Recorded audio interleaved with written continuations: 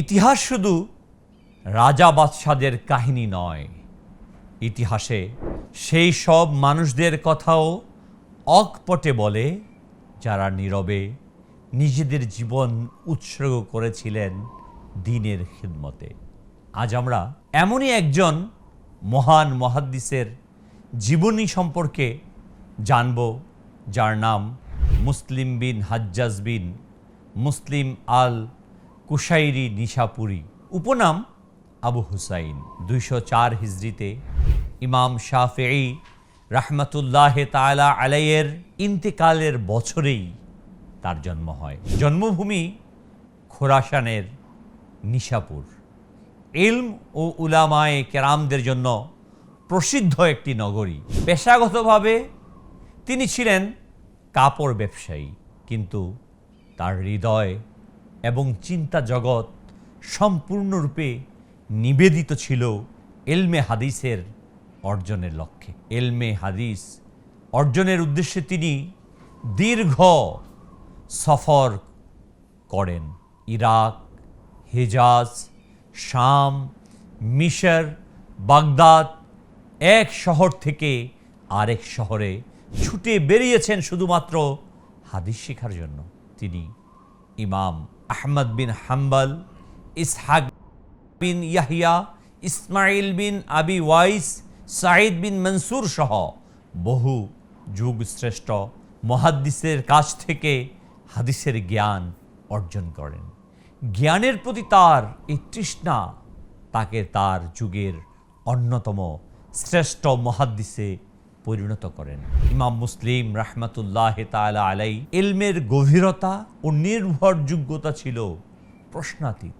হাদিসের মজলিসে একবার ইসহাক বিন মনসুর রাহমাতুল্লাহ তাআলা আলাইহি মন্তব্য করে বলেছিলেন, যতদিন আল্লাহ ইমাম মুসলিমকে জীবিত রাখবেন ততদিন মানুষ কল্যাণ থেকে বঞ্চিত হবে না। এমন কথাই প্রমাণ করে তিনি শুধু হাদিস সংরক্ষণকারী ছিলেন না, বরং ইলমের এক জীবন্ত ভাণ্ডার ছিলেন।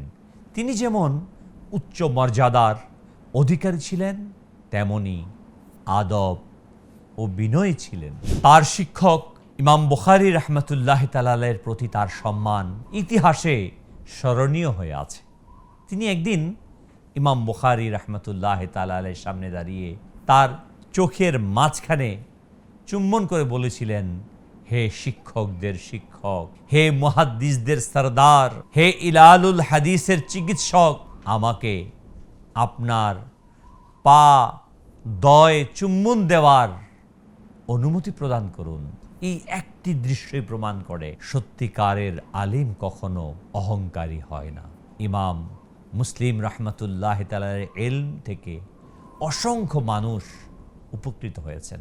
ইমাম তিরমিজি, ইবনে আবি হাতিম রাহমাতুল্লাহ তাআলা আলাইহিম সহ বহু বড় বড় মুহাদ্দিস তার কাছ থেকে হাদিসের শিক্ষা অর্জন করেন।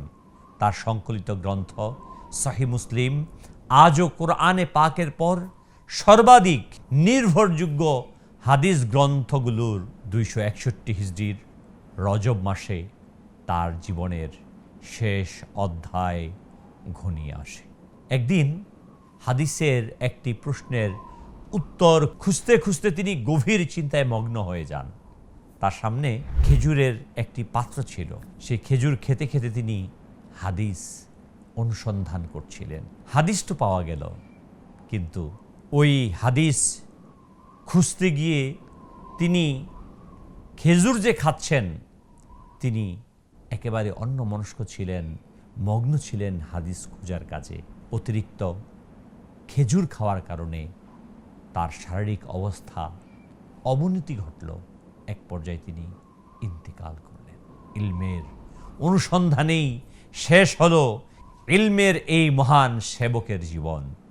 ইমাম মুসলিম রাহমাতুল্লাহ তাআলা আলাইহি আমাদের জন্য রেখে গেছেন এক অমূল্য সম্পদ, রাসূল সাল্লাল্লাহু আলাইহি সাল্লামের বাণী সংরক্ষণের এক নির্ভরযোগ্য ভাণ্ডার। আল্লাহ তাআলা তার প্রতি অঝোর ধারায় রহমত বর্ষণ করুক এবং তার ওয়াসিলায় আমাদের বেহিসাব ক্ষমা দান করুক।